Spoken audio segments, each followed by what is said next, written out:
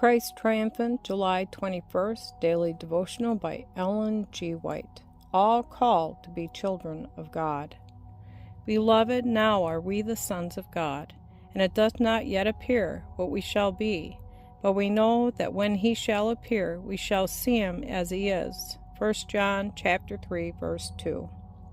In 1 John chapter 3, verses 1 through 3, John has a view of the measureless love of an infinite God.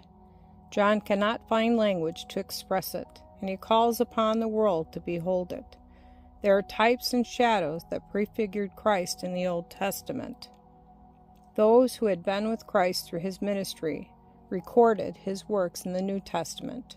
For 3.5 years, the disciples were learning lessons from the lips of Christ, the greatest teacher the world ever knew. What brought him here? Adam and Eve had transgressed the law of God in Eden. Christ looked upon our world before he came to it, and he saw that Satan's power was exercised upon the human family. And because of the transgression of Adam, he claimed the whole human family. He pointed to their calamities and diseases and reflected them upon God. He said God would have no mercy upon them, and they might as well be under his control. Jesus had enlisted to give his own life for the salvation of the human race. He laid aside his royal robe and royal crown that he might clothe divinity with humanity. Since the law of God was transgressed, the sentiment prevailed that it was impossible for human beings to keep the law of God. The human and divine were combined in Jesus Christ. He came to our world to elevate humanity in the scale of moral value with God. He passed over the ground where Adam fell.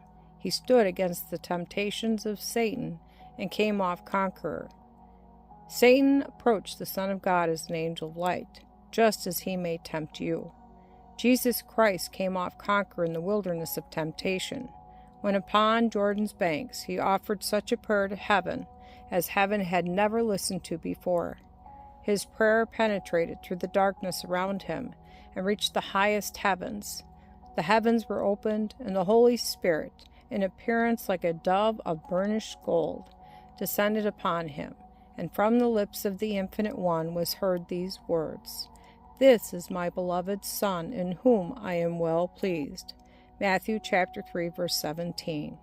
We have not understood how much this was saying to us. You are accepted in the Beloved. Christ came here to our Adam of a world, and he honored it by taking human nature upon himself. He honored humanity in the sight of all the created intelligences.